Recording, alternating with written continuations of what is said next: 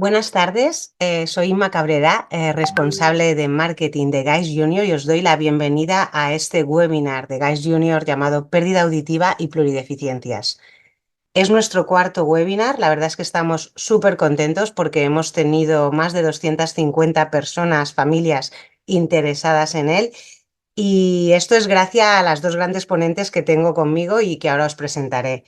El webinar tiene una duración de 1 hora, ¿vale? Empezamos a las 6, terminamos a las 7. Dejaremos 10 minutos al final para que podáis hacer vuestras preguntas. No obstante, tenéis un chat en el que podéis ir durante todo el webinar, podéis ir mandándonos vuestras preguntas para que luego al finalizar el webinar las podamos pasar a nuestras profesionales. Y ya sin más, os voy a presentar a nuestras ponentes. Tenemos con nosotros a la doctora María José Lavilla. La doctora es especialista ORL del Hospital Clínico Universitario Lorazno Beleza de Zaragoza. Y también contamos con Carlota Jimeno, que es audioprotesista infantil de GAIS Junior con más de 20 años de experiencia. La ponencia va a tener dos partes, una parte teórica y una parte práctica con casos. Y ya sin más os dejo con nuestras ponentes. Bienvenidos. Buenas tardes.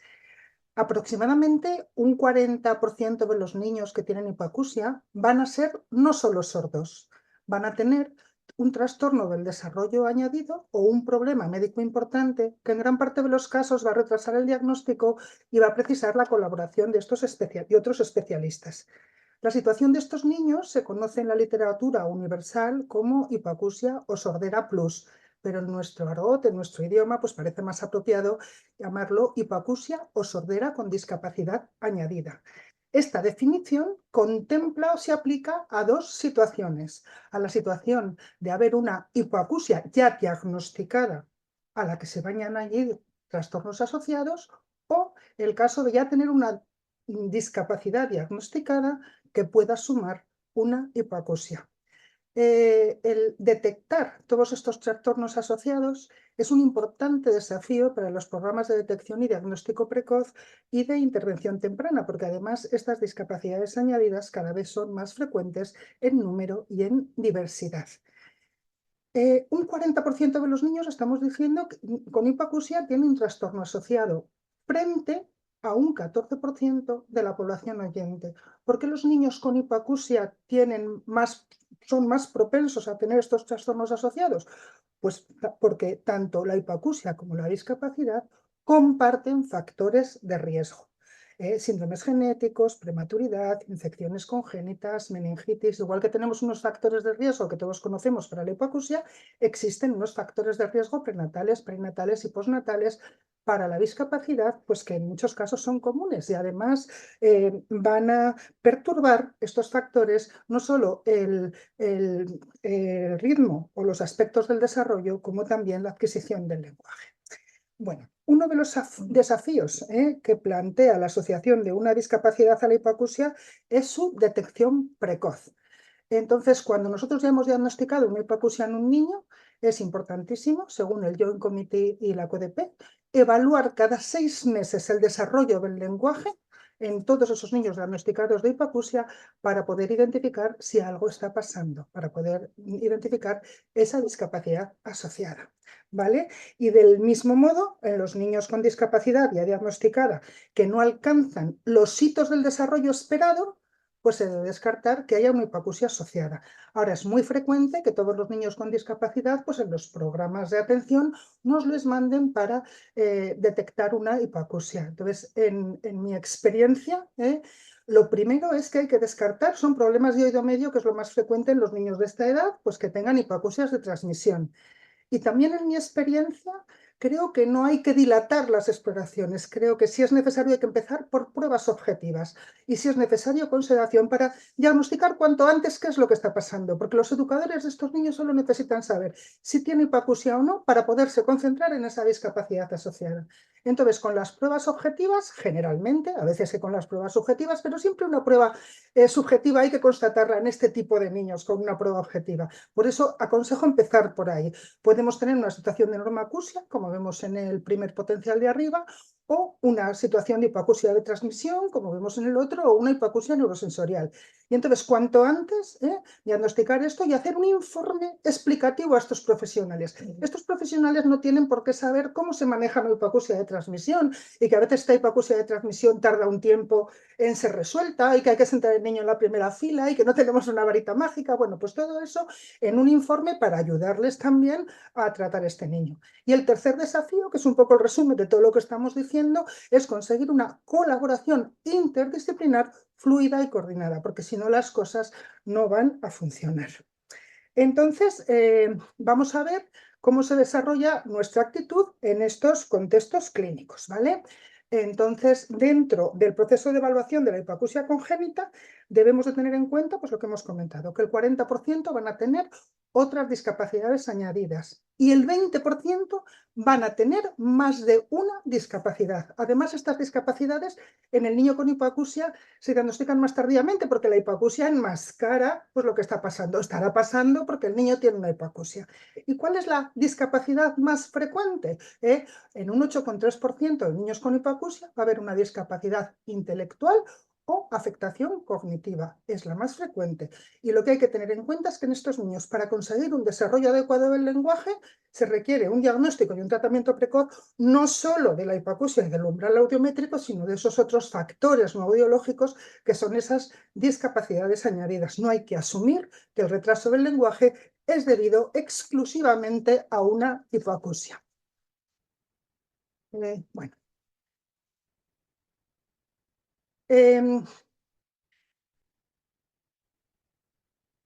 Sin el propósito de ser exhaustivos, entre los síndromes más destacados que pueden asociar sordera, podemos diferenciar los que no presentan discapacidad intelectual y los que pueden afectar a las habilidades cognitivas. Los que pueden afectar a la discapacidad intelectual pues son síndrome de Down, un 15% del síndrome de Usher, un 50% del síndrome de Charge y generalmente no tienen alteraciones cognitivas por los síndromes como el Treacher-Collins o el Bardet. Estos síndromes, las personas que trabajamos con este tipo de niños, sabemos ya de antemano que van a tener unas características especiales. Sabemos cuáles van a tener tendencia a tener una hipoacusia neurosensorial, cuáles van a tener tendencia a tener una hipoacusia transmisiva o cuáles van a tener tendencia a tener una hipoacusia mixta.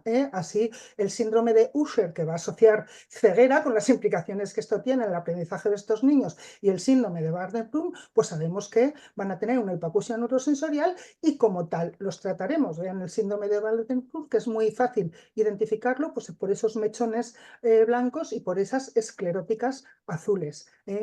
Síndromes como el síndrome de Down y el síndrome de Treacher-Collins, y luego nombraré otro que es el 18Q-, pues van a tener una tendencia a tener hipoacusias de transmisión. ¿Vale? El síndrome de Treacher-Collins, pues como ven, tienen alteraciones faciales, alteraciones de los pabellones auriculares, del tercio mandibular, y aunque son niños que no tienen alteraciones cognitivas, pues van a tener un desarrollo del lenguaje por estas capacidades. Y el síndrome 18Q-, pues es un síndrome que va a tener una estenosis de los conductos. Bien se vea como en el niñito que está en blanco y negro, que vemos que no tiene conducto, o bien no se vea a simple vista y tengamos que meter un otoscopio para verlo. Entonces estos niños necesitarán un sistema de conducción de vía ósea. Y habrá síndromes que sabemos que van a tener una hipoacusia mixta, como el síndrome de Charge. Entonces nosotros ya cuando tenemos un niño delante, tenemos que tener los conocimientos necesarios para ponernos en situación y agilizar todo este proceso de diagnóstico y de ayuda, ¿vale? Entre los niños que tienen una discapacidad diagnosticada, pues hay muchos niños con hipoacusia que tienen más tendencia a tener esta discapacidad. Hemos dicho que lo más frecuente es tener una discapacidad intelectual. Un 8,3% de los niños con hipoacusia van a tener esta discapacidad intelectual.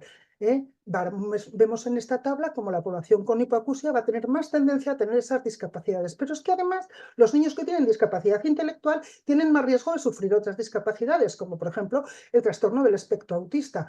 Un 7% de los niños con hipoacusia van a tener este trastorno. Ese trastorno va a condicionar a un 50% más de probabilidades de tener discapacidad intelectual, un 5% más de probabilidades de tener discapacidad auditiva e hiperacusia, lo que va a dificultar mucho la ayuda, y un 8%, vamos a multiplicar por 8 las posibilidades de tener una alteración visual.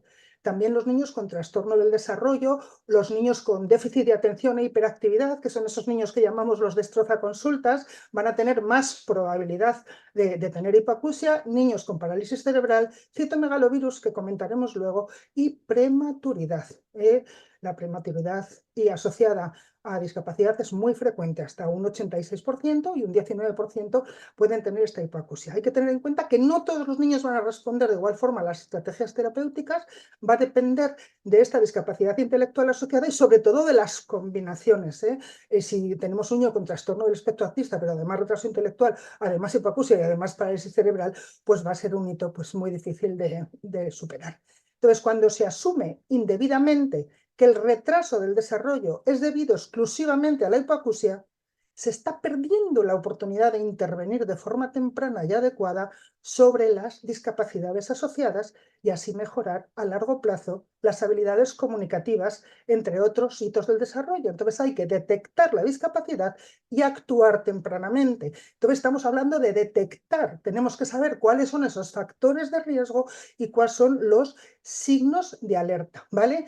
Estos factores de riesgo de discapacidad, que la verdad es que es muy bonito leerlos y comprenderlos, porque hasta dar a un niño un entorno de violencia o un entorno de tabaco, un entorno no adecuado, puede hacer que tengan esta discapacidad asociada. Esto es muy importante. Los adultos tenemos mucha responsabilidad en nuestros niños, ¿vale? Estos trastornos, como gran parte de la charla que estoy diciendo, lo podéis leer en el fantástico artículo de Sordera Infantil con Discapacidad Adecuada de FIAPAS y la CODEPE del año 2021, ¿vale? Entonces, cuando ya tengo estos factores de riesgo, que me los tengo que haber aprendido, ¿vale? Puedo alertar a la familia de que desde el primer momento tienen que tener tienen que tener cubiertos los niños todas sus necesidades para favorecer el máximo el desarrollo de sus capacidades. Incluso les tenemos que poner en contacto con todos los educadores a nivel local, que asistan a la guardería, que entren en contacto con los equipos de atención temprana de su entorno. A veces necesitaremos irnos a 300 kilómetros, pero desde los 300 kilómetros también les tenemos que conectar con su entorno.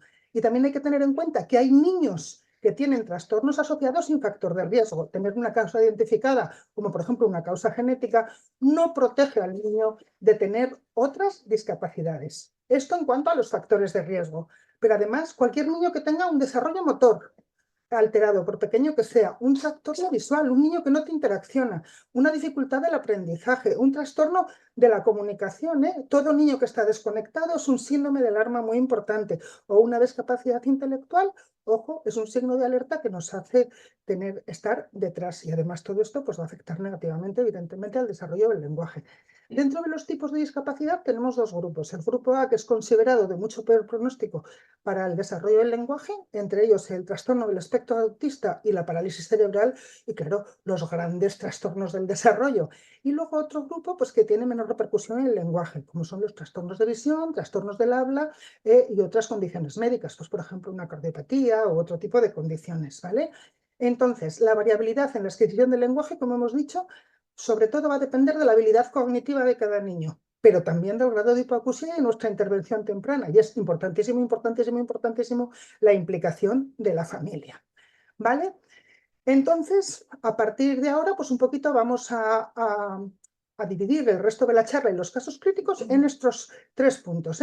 Importantísimo, la valoración semestral del lenguaje en todos los niños con hipoacusia para detectar un trastorno asociado, el diagnóstico audiológico y el tratamiento protésico y rehabilitador. Y en relación al primer punto, detectar un aprendizaje atípico, yo recuerdo siempre este niño hace 17 años, la primera vez que nos enfrentamos a estas cosas, un niño que se implantó con 2 añitos y cuando tenía 11 años tenía un desarrollo del lenguaje pues, de 4 años y 8 meses y la logopeda no hacía más que decirme, Ana Palomino, que luego la conoceréis al final, este niño no tira, algo le pasa pero no tira, anda, vete a los congresos y pregúntale a los listos, este niño no tira, algo le pasa. Bueno, pues lo que le pasaba a este niño era algo que desconocíamos en aquel momento, que afortunadamente hoy pues estamos en camino de conocer cada vez más. Este niño tenía un citomegalovirus congénito, ¿vale? Había nacido con un citomegalovirus, pero aparentemente este niño era normal. Entonces, el 90% de los niños que nacen con esta afección de citomegalovirus son asintomáticos al nacer.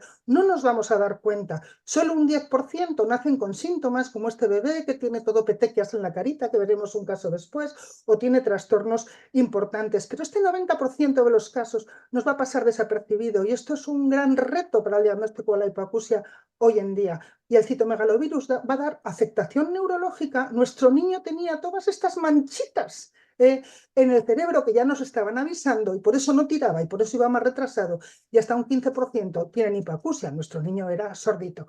Además, el citomegalovirus va a ser responsable de hipoacusias tardías y progresivas. Hoy en día hubiéramos sabido que tiene el citomegalovirus si ante esta sordera le hubiéramos hecho un análisis en orina los primeros 15 días de vida, que no se hace en todos los hospitales y se debería de hacer, porque si no nos perdemos las posibilidades de su diagnóstico.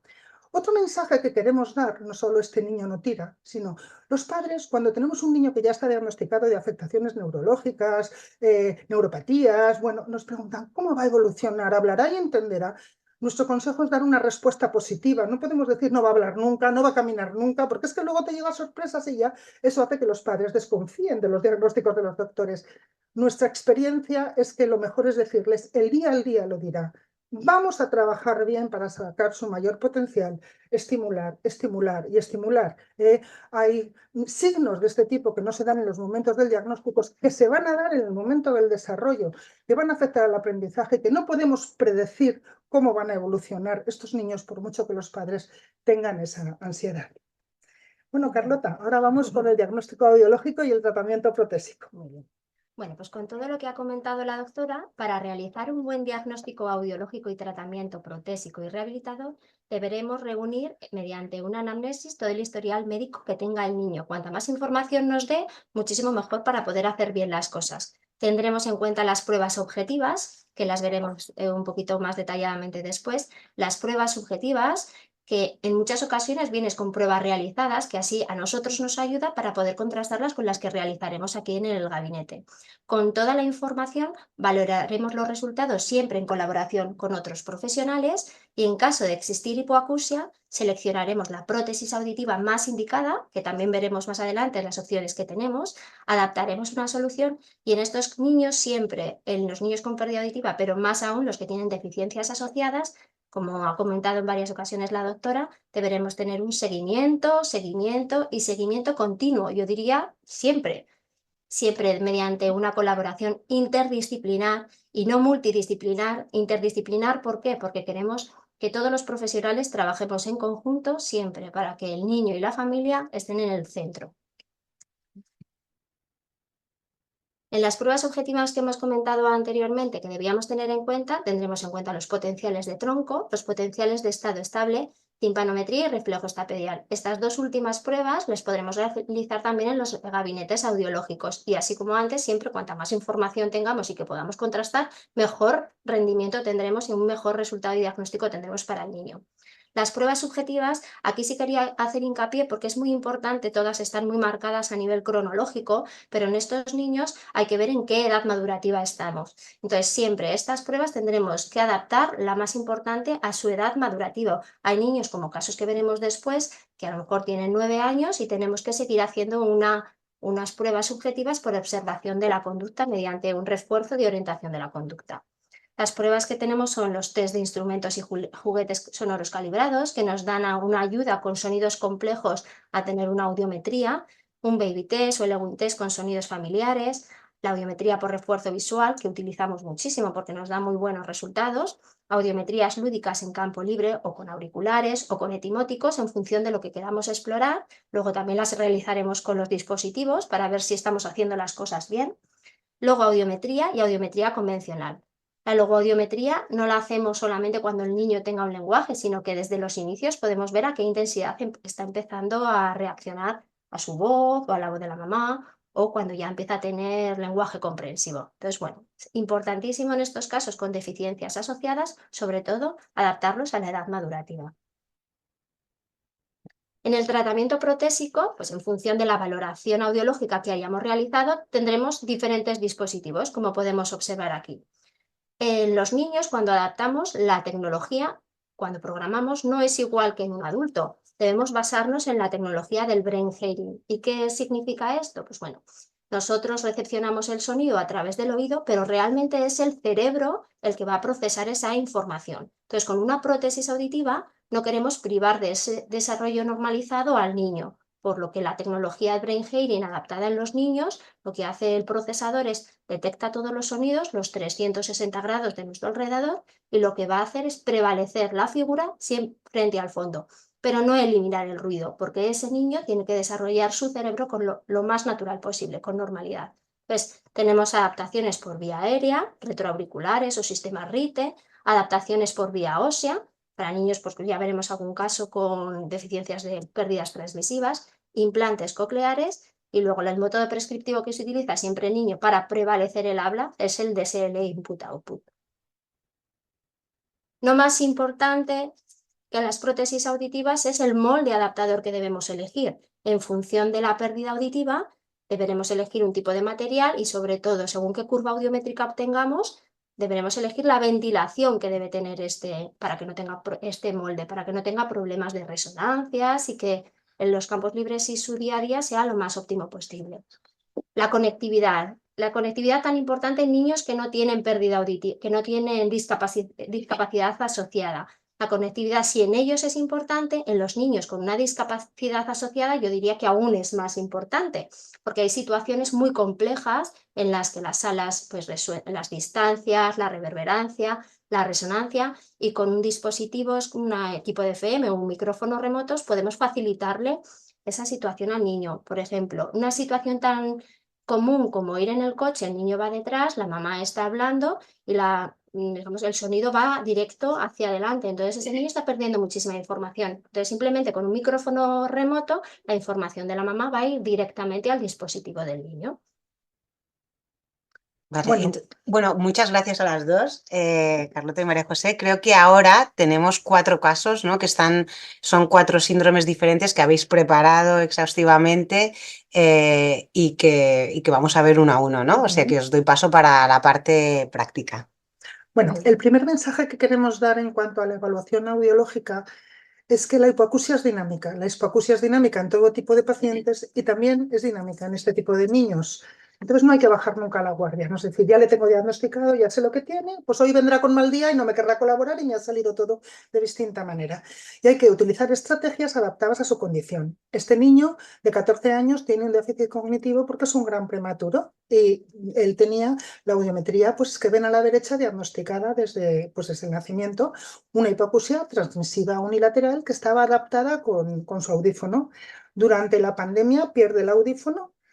Pasa un tiempo, vuelve, se le deja uno de préstamo y los padres nos dicen pues, que no había ninguna diferencia.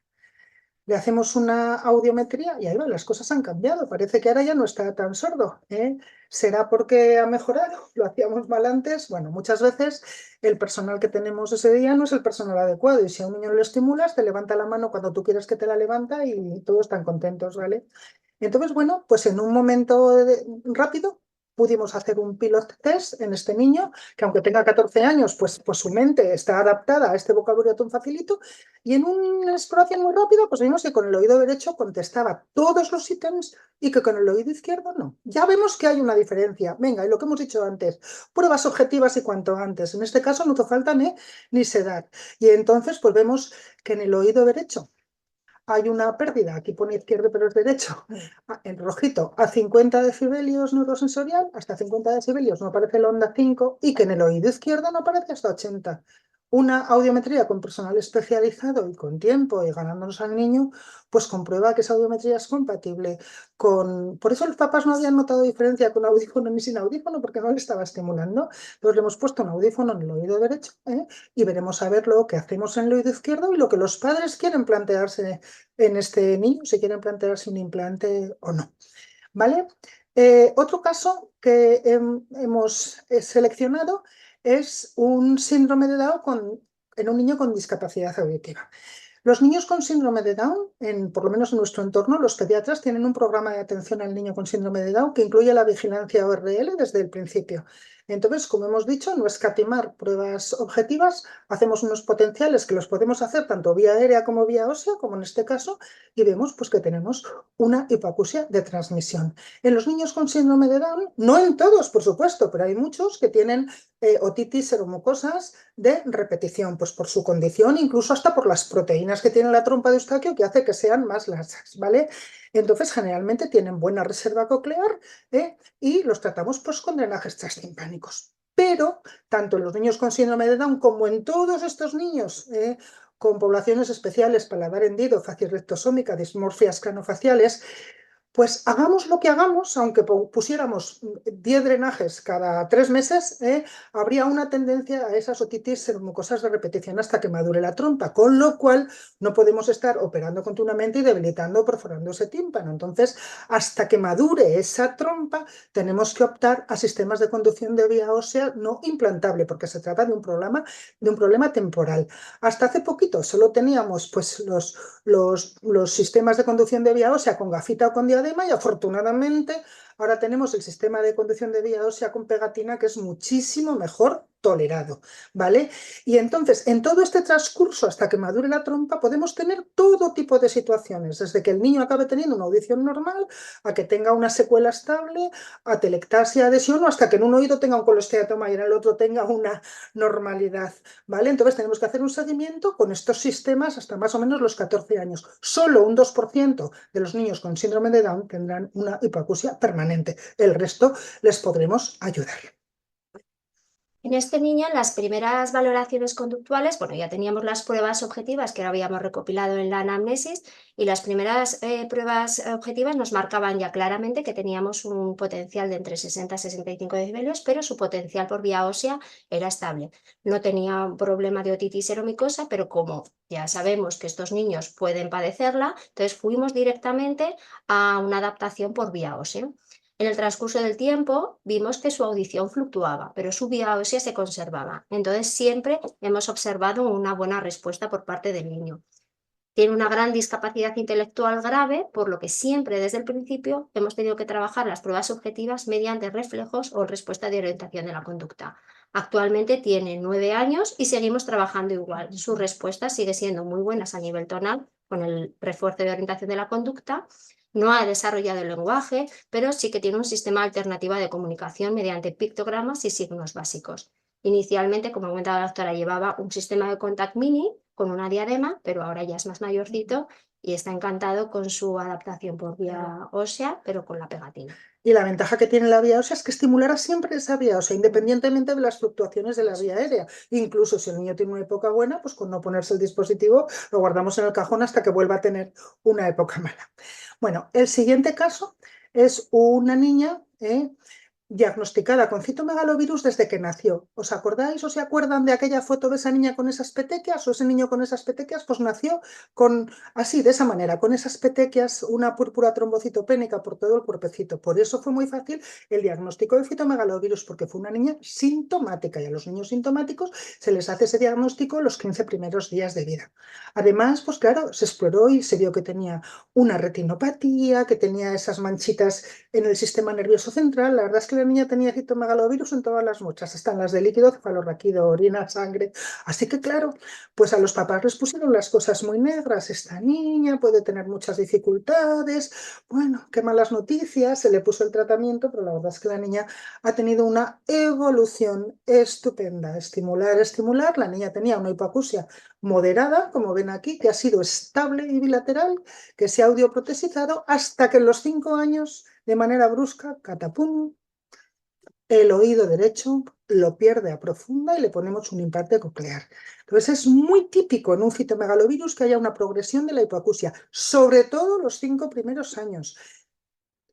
El segundo, sobre todo, hasta los 10 años y el tercero, sobre todo, en nuestra experiencia, hemos tenido incluso una progresión a los 15 años. Y fíjense qué drama sería si un niño nacido con una hipoacusia congénita, un oído normal, no le hacemos absolutamente nada y cuando el niño tiene 10 años, ese oído que es normal lo pierde a una hipoacusia moderada. Cuando ya rescatar el otro oído para el implante es muy complicado. Por eso es muy importante estimular desde el principio. Cuentan, bueno, esta foto me encanta porque esta niña Es que es muy lista y es una niña que va como el resto de los niños de su edad. En la consulta, pues cogió el oído y me dijo que qué era eso, le expliqué lo que era la trompa de Eustaquio y ahí la tienen soplando en la trompa de Eustaquio para hacer una presión positiva en el oído medio. Para mí me impactó esa capacidad de comprensión que tuvo la niña de lo que le expliqué. Bueno, la verdad que con esta niña lo tuvimos muy fácil, porque aunque al principio, como hemos visto, tenía las cosas un poquito, no sabíamos cómo iba a evolucionar, pero a los 6 meses los potenciales eran clarísimos, a 60 tenía los reflejos súper activos y enseguida las pruebas audiológicas que vimos subjetivas pues concordaban un poco con todo el resto de pruebas. Siempre ha estado entre 60 o así, le adaptamos dos audífonos retroauriculares y las pruebas subjetivas salían de maravilla, entre 20 y 25 sus reflejos los mostraba cuando presentábamos el sonido. La niña fue muy bien, desarrolló el lenguaje con normalidad, hasta, como hemos visto antes, hasta abril del 2022, que es una revisión rutinaria, por eso tan importante el seguimiento, que parece que un niño ya va bien y nos podemos olvidar de él. Pues no, hay que seguirlo, seguirlo, seguirlo siempre. Entonces vimos una revisión rutinaria que había bajado el oído derecho, las logoaudiometrías también tenían el lenguaje completamente adquirido, bajaron y entonces, bueno, pues en mesa de implantes, afortunadamente contamos con la colaboración con el resto de profesionales y enseguida se implantó. Actualmente, pues está adaptada con un implante y con el otro, su audífono retroauricular, pero tenemos que seguir valorándola para que siempre las cosas en ella estén bien. Su tiempo de privación auditiva fue muy cortito porque la actuación fue muy rápida. Y estos niños con citomegalovirus, en resumen, pues no sabemos cuál va a ser su afectación. Cada niño es un mundo totalmente distinto, ¿eh? No podemos pronosticar ni predecir nada, no hay que poner todo muy fácil, pero lo que sí que hay que decirles a los papás, estimular, estimular, estimular, que realmente es para lo que es importante un diagnóstico de citomegalovirus, para poner sobre la mesa toda la estimulación posible y también para entender, porque a veces a los niños les cuesta un poquito más, ¿vale? La presentamos. Hola, somos Merche y Rubén, los papás de Lara, y para nosotros, ¿qué nos supuso la pérdida auditiva de Lara? Pues la verdad que poco nada, porque cuando nació Lara y nos dijeron que tenía citomegalovirus, nos dijeron, bueno, se pusieron en lo peor, que Lara se iba a quedar vegetal en una cama. Entonces, que solo le haya quedado la secuela de la pérdida auditiva para nosotros fue, pues, un alivio, lo mejor del mundo. Y vamos, todo fue muy bien, o sea, estuvimos muy tranquilos, muy apoyados por todos y genial. Y la verdad que el proceso de adaptación de Lara, tanto como los audífonos como con el implante, es que lo puso muy difícil. A los 6 meses Lara le pusieron audífonos en los dos oídos y se adaptó súper bien. Yo me acuerdo el primer día que le pusieron los audífonos, que bueno, Carlota se los puso y Lara abrió los ojos más y vamos, fue llegar a casa y no, o sea, a la hora de dormir no quería quitárselos porque se puso a ver Bob Esponja y lo escuchaba, o sea, era una tontería, pero para Lara fue eso algo mágico.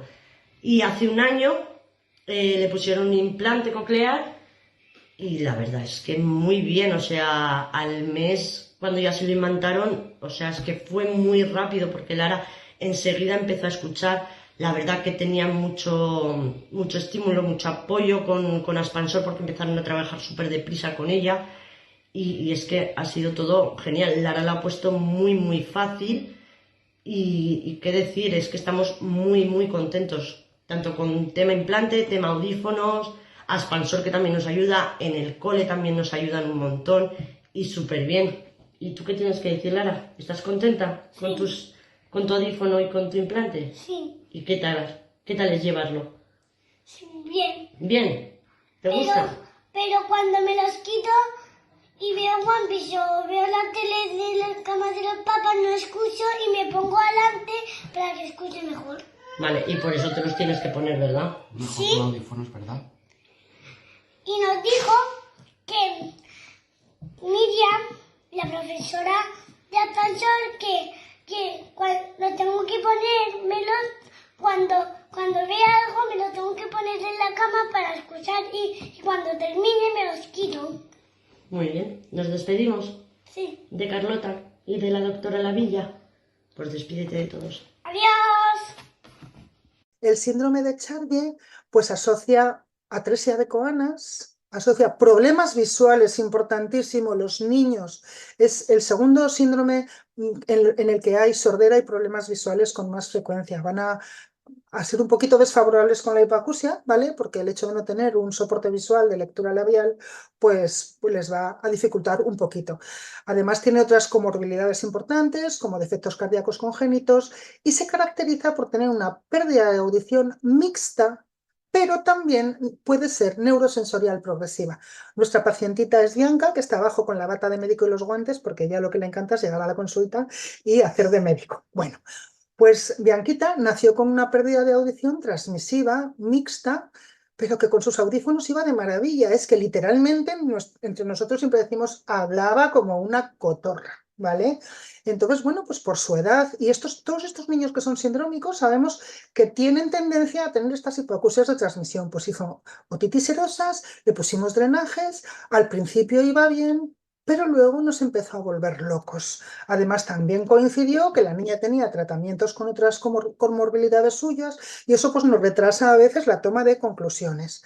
Bueno, miren, más o menos lo que puede pasar en estos niños es esto, una hipoacusia mixta que se agrava porque tiene moco, que mejora, que se agrava, que mejora por el moco, pero que en un momento dado debuta una neurosensorial, por eso te vuelve loco. ¿Y ahora qué pasa? Bueno, pues lo que ha pasado es que ha cambiado la cosa. Ha empezado una hipoacusia neurosensorial. Esto también pasa muchas veces en los acueductos vestibulares dilatados. Niños que nacen con acueducto vestibular dilatado, que no tienen sordera, que empiezan a tener problemas de otitis seromucosas por su edad y que luego la cosa no va bien. Cuando en un niño de este tipo la cosa no vaya bien, piensen que ha cambiado la situación y vamos a retomar la situación desde el minuto cero y vamos a hacer potenciales. Ojo, sedar a estos niños para hacer potenciales con esas comorbilidades, pues no siempre es fácil. Así que, de alguna manera, nos tenemos que perdonar o no sentir culpables cuando a veces se retrasan un poquito estos diagnósticos. Bueno, pues en esta niña nos planteamos la implantación en ese momento del oído izquierdo porque anatómicamente era el mejor y porque audiológicamente era el peor y fuimos al quirófano tan contentos. Ahí vemos he señalado lo que es el estribo, que estaba solito, sin yunque ni sin martillo, porque lo característico de estos niños son las malformaciones de oído medio, también de oído interno, no tienen canales semicirculares y otra característica importantísima de estos niños es que el facial no va por donde tiene que ir. Hay uno o varios faciales aberrantes. El nervio facial tiene que ir por donde está el punteado blanco y fíjense, está donde está el punteado amarillo que justo estaba encima de la cóclea. Otra de las cosas que aprendimos, pues hay compañeros otorrinos, es que no hay que intentar hacer nunca esta cirugía por la técnica cerrada convencional. Esta cirugía hay que hacerla siempre por técnica abierta, ¿vale? Entonces, bueno, ¿qué hicimos? Pues nos planteamos que dado que el nervio facial tenía unos trayectos aberrantes encima de una cóclea que encima era hipoplásica y que estaba tapando la ventana, que para poderla implantar teníamos que tener más medios.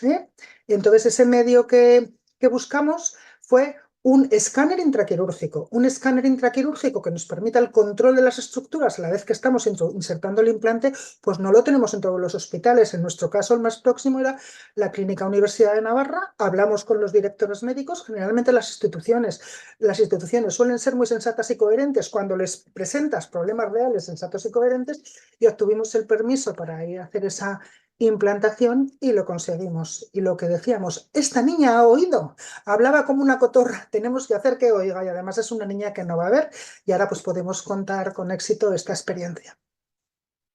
Bueno, con esta niña, desde el principio, como ha comentado la doctora, la adaptación no fue fácil, porque sí que teníamos una pérdida mixta, siempre entre 60 y 65, sí que su desarrollo del lenguaje fue con normalidad, pero teníamos que seguirla, si a todos los niños lo seguimos muchos, pues a ella más, porque teníamos que estar continuamente modificando programaciones para que sus umbrales auditivas estuvieran dentro de la normalidad. En un día, en un seguimiento, vimos que uno de los oídos bajó con la mala suerte que al poco tiempo también bajó el oído derecho. ¿Qué pasó? Que tuvo una involución muy grande de sus habilidades lingüísticas. Por sus patologías, la implantación no pudo ser todo lo pronto que quisimos y entonces actualmente ya lleva 2 implantes y según la logopeda les indica que lleva una evolución en sus competencias lingüísticas porque ella empezó a asignar. Entonces ahora está ella en fase de identificación, de reconocimiento y ha mejorado su atención y memoria auditiva. Le pilló también la pandemia y en la pandemia pues no podíamos trasladarnos a ningún sitio. Bueno, Buenos días. Mi nombre es Jorge, el padre de Bianca. Nuestra hija sufría de sordera profunda y la única solución era un implante coclear. Fue implantada en noviembre de 2021 y desde entonces su audición está mejorando continuamente. Bianca no solo que escucha, sino que su lenguaje está mejorando poco a poco. Aquí tenemos a Bianca. Hola, Bianca. Hola, papá. ¿Qué estás haciendo? ¿Qué estás haciendo? Juego con mi hija. Muy bien. El cambio que hemos notado es enorme. Muchas gracias a todas las personas que han ayudado a Bianca. Estamos muy agradecidos. Bueno, eh, el siguiente caso es un niño con síndrome de West, que llamado también epilepsia maligna y déficit auditivo. ¿Vale? Este precioso niño nació con unas fotoemisiones negativas bilaterales, estos potenciales planos, y además de tener una hipoacusia profunda y tener una malformación en la cóclea o una malformación de Mondini bilateral, como pueden ver en esta, que estas malformaciones pues lo que hacen es añadirte pues un poquito los riesgos en la implantación, aunque el Mondini generalmente es una malformación o partición incompleta tipo 2 de buen pronóstico para la implantación. Entonces, este niño no solo tenía una hipoacusia bilateral, sino que tenía también un colesteatoma congénito en el oído derecho. Es decir, bueno, pues se junta todo. Pues sí, a veces sí, y hay que actuar pues con lo que tenemos. Entonces, a los 23 meses de edad, el niño tenía otras comorbilidades y además, pues quizá el pronóstico de inteligibilidad pues no era muy bueno. Le hicimos una implantación coclear derecha a los 23 meses y le operamos el oído izquierdo mediante una petrosectomía subtotal abierta. En estos 2 años vemos que el oído izquierdo no tiene sospecha, está la cavidad muy aireadita, no tiene sospecha de recidiva y nos estamos planteando pues implantar ese oído en este handicap. La verdad es que todo es posible si, como en este caso, pues la familia es tan tremendamente colaboradora y maravillosa como el caso presente. Si las familias pues no pueden encajar bien las cosas, no traen a los niños a revisión, pues las cosas no van tan bien, ¿eh? Hemos de decir que en este caso la familia ha sido ejemplar. Y por eso nos planteamos seguir adelante con el ¿quién da más todavía? Pues aquí en Zaragoza. Bueno, en este caso, que desde el primer momento sabíamos que tenía una hipoacusia profunda, los potenciales eran clarísimos, planos, las pruebas conductuales también nos reflejaban una hipoacusia profunda, pero veíamos que el niño hasta el día del implante debía estar estimulado. Entonces, se deja un proceso de cesión preimplante hasta que el niño lleve su implante. Entonces, veíamos que las respuestas obtenidas conductualmente tampoco eran las esperadas. Veíamos respuestas con pequeñas respuestas faciales y cambios de su expresión, un poco un leve giro de sus ojitos hacia la fuente sonora, y las respuestas eran entre 70 y 75. Por supuesto, no es lo suficiente, pero por lo menos el niño está conectado con el mundo sonoro hasta que tenga acceso al implante. Actualmente, la respuesta también sigue siendo leve, pero por lo menos sabemos que está respondiendo auditivamente, sigue teniendo pequeños cambios faciales cuando se le estimula, más cuando se le estimula directamente al implante. A nivel vocal, pues todavía vamos despacito, ha desarrollado poquito, solamente alguna emisión vocálica. Y bueno, con este niño, pues seguimiento, trabajo continuo, como todos, y a ver si podemos implantar el. Y nadie mejor que su mamá pues nos va a decir lo que el implante está aportando en su vida y en la de su familia. Hola, mi nombre es Rebeca y soy la mamá de Miguel, de un rubio precioso que nació en 2019, en febrero de 2019. Nació con una delección del cromosoma 7 bastante grande que afecta a múltiples genes, lo cual ha provocado pues que Miguel tiene epilepsia. Fue diagnosticado a los 6 meses de síndrome de West, que es un tipo de epilepsia bastante grave en los peques, y ahora seguimos con medicación. También tiene un retraso generalizado, tanto mental como físico, ya que con casi 5 añitos que tiene no camina todavía, retraso del crecimiento. digamos que no aparenta los cinco años que va a cumplir. Y aparte, pues, hipoacusia bilateral profunda.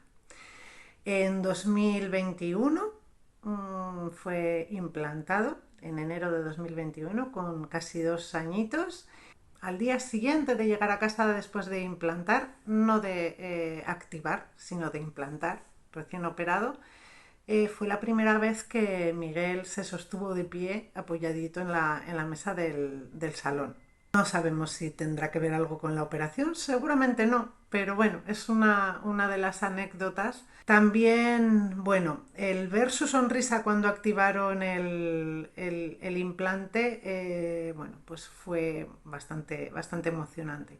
Y aunque sí que es verdad que Miguel, que también tiene muchos rasgos autistas, aunque no tiene un diagnóstico como tal, no reacciona de la misma forma al sonido que un niño que solo es sordo, que no tiene una discapacidad mental asociada.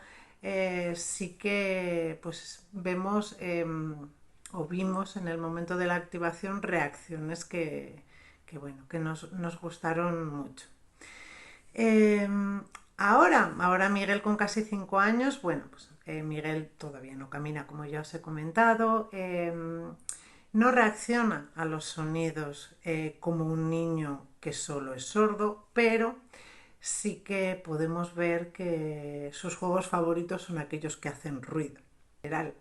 Es algo que muchas veces a las familias, seguramente lo recordaréis, nos han dicho todo lo que nuestros peques no van a poder hacer. Pero claro, como familia, ¿dónde quieres quedarte? ¿Estancado en tu zona de confort? ¿O ir más allá y decir, ¿dónde puede llegar?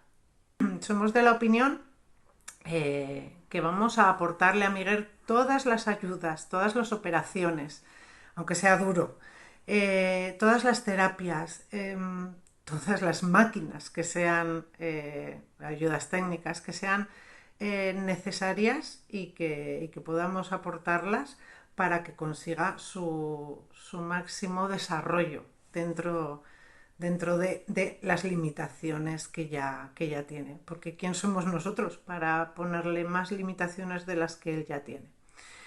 Yo sé seguro que si Miguel no se hubiese implantado, si Miguel no oyese, aunque su atención auditiva sea un poquito deficiente, pero si no oyese, el Miguel de ahora no sería el mismo, no habría conseguido muchas de las cosas que ha conseguido, no bailaría al escuchar música, aunque no diga con palabras que le gusta. Sus juguetes favoritos no serían los instrumentos musicales. Y lo dicho, no estancarse y quién sabe hasta dónde podrán llegar, por mucho que muchas veces nos diga el entorno, tanto médico como terapeutas, como familia o como amigos de este niño no va a llegar a este punto. Quién sabe hasta dónde va a poder llegar y todo lo que va a hacer. Si no aportamos todo lo que está en nuestras manos, nunca lo sabremos. Entonces yo desde aquí animo bueno, que si hay la posibilidad de colocar un implante, que se coloque, si hay la posibilidad de colocar cualquier otra ayuda técnica o si hay la posibilidad de apuntarse a miles de terapias sin agobiar a los peques, que se haga, porque luego la recompensa, aunque muy poco a poco y con mucha paciencia, llegará en un futuro. Y nada, desde aquí mis mejores deseos y a seguir luchando. Bueno, y ahora, pues para cerrar, quiero presentar esta historia que ya tiene 21 años y desde mi Zaragoza natal, pues también hacer un homenaje a mi Extremadura del alma, a la que adoro tanto y a esos profesionales pues que constituyeron mis inicios y nuestros inicios, porque ahí empezamos todo. Y les presento con mucho gusto y con agradecimiento a sus padres por dejarnos compartir, pues a Miguelito. Miguelito, que ahora ya es Miguel, nació con una parálisis recurrencial y además de esa parálisis recurrencial, el pobrecito tuvo que hacerle traqueotomía nada más nacer, bueno, no, de pobrecito nada, ¿vale? Y una malformación que ya hemos normado antes, que es la partición incompleta tipo 2, que no vamos a entrar ahora en detalles, ¿vale? Pero si esa malformación ahora nos puede imponer, imagínense hace 22 años, que es que realmente no sabíamos que existía y como en este caso ni siquiera los radiólogos pues la diagnosticaron porque era muy infrecuente, ¿vale? Y nosotros ahí la quisimos intuir. Bueno, entonces en este niño le implantamos un oído, esa es su radiografía además original, y en relación a la parálisis recurrencial que llevaba su traqueotomía, nosotros siempre deseamos y pensamos desde el primer momento, que es algo que hay que hacer, en que en un futuro probablemente a este niño se le podía hacer una cordotomía posterior y poderle decanular. Y pensando en ese futuro, desde el momento número 1, se le trabajó el lenguaje oral. Tienen que saber que para este tipo de niños existen unas válvulas especiales de Passy-Muir, que estas válvulas permiten el aire en la inspiración, se abren, pero para la expiración se cierran. Y así el niño, tanto para expirar como si quiere fonar, tiene que hacer el mismo esfuerzo que tenemos que hacer todos anatómico para fonar. Y luego, pues la decanulación nos va a permitir ese tránsito, no va a ser tan dura. Entonces hay que pensar en todo lo que tú quieres para el futuro, aunque no sepas si lo vas a conseguir desde el principio.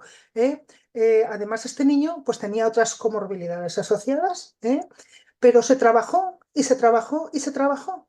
Y se trabajó el lenguaje oral, además del signado. Se consiguió una comunicación con limitaciones, se trabajó muchísimo la lectura labial, además del signo, en la comprensión, y se trabajó también en la expresión. Se trabajó con una comunicación bimoral oral signada para favorecer la transición a la oralidad tras la decanulación. Entonces, un poquito el mensaje que queremos transmitir es que los profesionales de educación no tiren la toalla respecto al desarrollo del lenguaje oral en pro del lenguaje signado como único sistema de comunicación. En este caso lo estamos cumplimentando. Y ella es Ana Palomino, aquella logopeda que tanto se desvivió por sus niños y a la que hoy ella me había dicho, Ana, mira que te voy a sacar, ¿vale? Miguelito en la actualidad pues ya es Miguel, le gusta tocar el piano y fíjense, no solo está decanulado, sino que está viviendo independiente, estudiando un grado de formación profesional, como nos dice su madre, se defiende de maravilla y se está sacando el carnet de conducir. Y cuando va a casa, como hemos dicho, vive independiente, pues le gusta mucho el troteo, que es una palabra muy extremeña, y no aparece por casa porque tiene muchísima vida social. Entonces, cerrando el círculo, Miguelito nos lo dice, ningún niño es igual, no hay que tirar la toalla. Hacer caso cuando un logopeda dice este niño no tira y buscar ese trastorno asociado. Y en el peor de los casos, el implante coclear puede ayudar a la integración social, aunque no nos permita pues otros hitos que nos deseamos de la comunicación. Y cerrando sí que el círculo, pues eso, ¿cómo va a evolucionar? Hablará y entenderá. ¿Quién nos iba a decir que Miguel pues iba a evolucionar como ha evolucionado? Y Lara y muchos otros niños, el día a día lo dirá. Vamos a trabajar bien para sacar el mayor potencial. Vamos a solventar esa fase de duelo pronto y a trabajar y a estimular, estimular y estimular. Bueno, y nos parecía muy bueno cerrar la charla con esta diapositiva, que ha sido un poco el hilo La mesa de vehicular implantes. de la charla, la mesa de implantes, ¿no? Hemos puesto la foto que nos hemos hecho esta mañana, que chislamar con lo guapos que salíamos todos.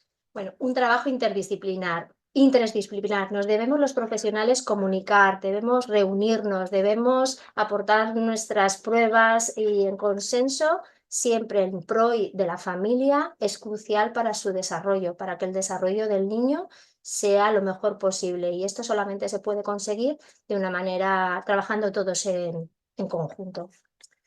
Y nada más que dar las gracias a GAES y sobre todo a estas familias que nos han permitido compartir esta experiencia, y a todos esos compañeros de la mesa de implantes que somos todas las personas profesionales que estamos alrededor del niño sordo en Aragón, pues que si no trabajásemos así, pues sería imposible poder no solo ayudar, sino en el tiempo oportuno. Y bueno, que por otra parte aquí nos tienen para todo lo que podamos ayudar.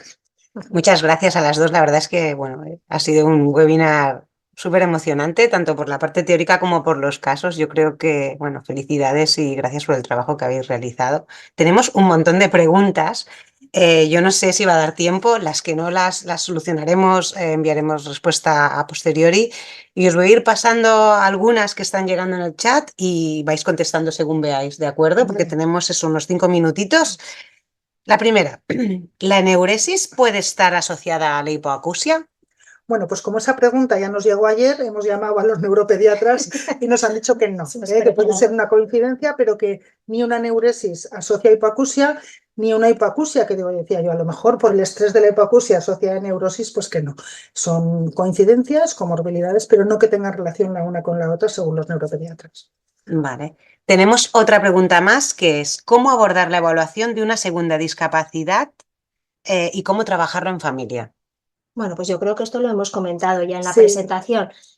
Una segunda discapacidad tenemos que abordarla igual que la primera, reuniendo toda la información, viendo qué profesionales tienen que estar alrededor del niño y trabajando poco a poco con todas las discapacidades que tenga el claro. niño. Esta mañana mismamente la mesa de implantes parece que estaba diseñada para esta charla. Teníamos una niña que tuvo un diagnóstico tardío a los 2 años y entonces la niña pues iba un poquito lenta. Además, muchas otitis intercurrentes. Pues hombre, lo achacábamos todo a que el diagnóstico había sido tardío, a las otitis intercurrentes, pero ya tanto los profesionales subeducadores como las personas que programan los implantes te dicen hay algo más, esta niña no conecta, esta niña no mira, unos días está muy comunicativa y otros días, y entonces pues ya hemos hecho una colaboración a neuropediatría porque ya estamos sospechando que hay otra discapacidad. Y ya los profesionales que se encargan de la valoración de esas discapacidades son los que tienen que empezar a actuar para ver qué es lo que está pasando. Perfecto. Tenemos otra que nos comenta, ¿hay estudios sobre niños prematuros que mejoran con el paso del tiempo su hipoacusia? Sí, además es una pregunta buenísima, muchísimas gracias, porque habíamos puesto el caso de una neuropatía, pero ya no nos cabía, ¿vale? Los niños prematuros, muchos de ellos, y además hay muchos estudios que lo constatan, cuando se hacen las primeras pruebas por esa inmadurez, nos van a dar unos potenciales que van a ser sugerentes de una hipoacusia muy grande. Pero cuando los papás y en las audiometrías conductuales, pero sobre todo los papás y los educadores se dan cuenta de que ese niño está oyendo. Y en ese caso hay que creerse mucho esa información de que ese niño está oyendo y hay que esperar 2 años, 2 años para comprobar que ese niño con esos potenciales tan profundos realmente tenga una hipoacusia o no. Cuando se repiten esos potenciales a los 2 años, muchos han minimizado y otros han mejorado, ¿vale?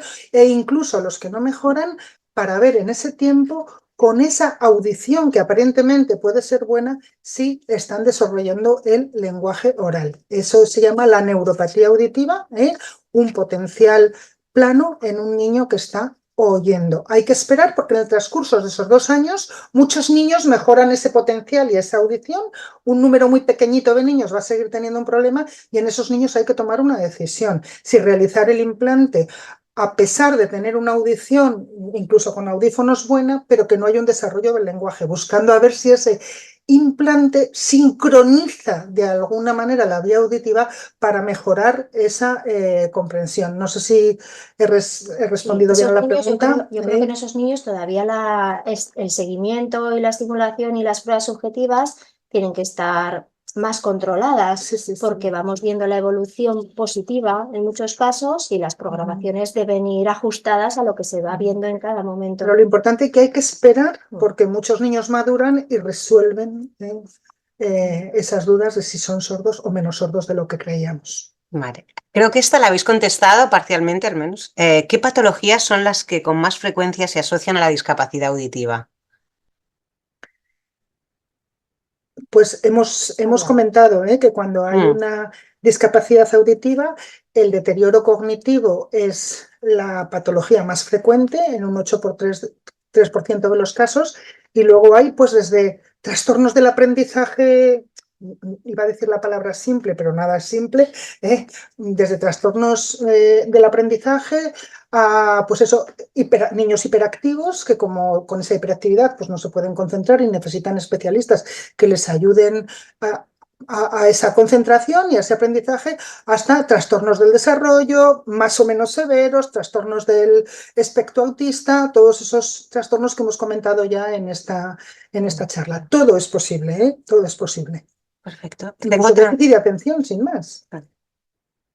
Bueno, sin más, sin menos. Tengo la siguiente, que es ¿cómo afecta la discapacidad auditiva y la accesibilidad a otras deficiencias?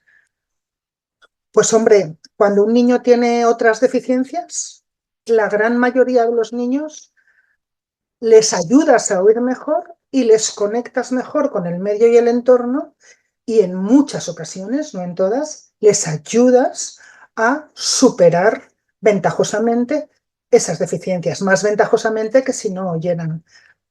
Incluso en niños con trastorno del espectro autista y alteraciones del comportamiento, incluso mejoran esas alteraciones una vez que el niño oye porque está más confortable de estar conectado con el medio, incluso en parálisis cerebrales. Incluso Lo vimos mucho. en el caso que hemos visto antes, se nos ha olvidado comentar que el síndrome de West, en cuanto se Sí. implantó, lo primero que notamos es que a nivel de equilibrio Sí, mejoró. lo ha comentado Rebeca, su mamá, Mm. en el vídeo. Sí. De alguna manera les ayudamos a conectar con el entorno y a que puedan superarse mejor en ese escenario de esa discapacidad, conseguir algún escaloncito más. Vale. Y tenemos ya la última pregunta porque vamos justos de tiempo, que sería ¿cómo impulsar que surja el lenguaje cuando hay otros trastornos? Bueno, la verdad es que yo personalmente no soy la más adecuada para responder esta pregunta. Deberíamos hablar con las logopedas. Pero las personas que entienden del lenguaje, logopedia y rehabilitación, pues saben muy bien cómo hacerlo en Sí. en cada contexto. Yo creo que lo hemos hablado, sí, que se ha comentado también, pues valorando al niño cuál es la vía de rehabilitación y del lenguaje más adecuada para ese niño. Pues, Claro. por ejemplo, empezar con acompañarse del signo, pero siempre hasta que podamos tener un lenguaje oral. ¿Que no se puede conseguir ese lenguaje oral? Pues tenemos otros sistemas alternativos de comunicación, pues como hemos visto, los pictogramas o incluso signos básicos. Y sobre Eso. todo adaptándonos a la posibilidad de cada niño y no pedir al niño lo que no puede dar. Y en los niños estos con trastorno de la atención, a mí se me quedó grabada una frase, ¿no? De nuestra Ana Palomino, nuestra logopeda, que decía, es que hay que tener manos de hierro con guantes de seda. Ellos tienen, los logopedas, cada truco, y los rehabilitadores cada truco para cada tipo de niño. E incluso es eso, no siempre se puede rehabilitar el lenguaje oral, sino que hay que aunar otras estrategias. Lo importante es tener al niño comunicado. Por ejemplo, ahora tenemos muchos niños que nos vienen pues, de otros países, que vienen con 8, 10, 14 años y que lo único que tienen es un gesto espontáneo, ¿no? Pues a estos niños, pues hombre, habrá que trabajar la realidad, pero primero hay que empezar a enseñarles un gesto que tenga un significado. A cada niño lo que necesita. Lo primero es darle una vía de comunicación. Cualquier vía de comunicación, ¿eh? Ok, pues oye, muchísimas gracias a las dos de verdad de nuevo porque ha sido súper enriquecedor. Animaros a los que tengáis preguntas que nos las hagáis llegar. Ahora saldrá mi email para que podáis hacernos llegar cualquier duda o consulta y nosotros los trasladamos a la doctora y a Carlota. Y también animaros a que nos digáis qué temas os interesan para estar al día. Desde Guys Junior hacemos mucho esfuerzo en que todas las familias tengan la máxima información posible. Os animo también a que os suscribáis dentro de la web de Guys Junior a la newsletter para que recibáis toda la información de todos los webinars que estamos haciendo y todas las acciones. Y ya está, muchísimas gracias y hasta la próxima. Gracias. Gracias.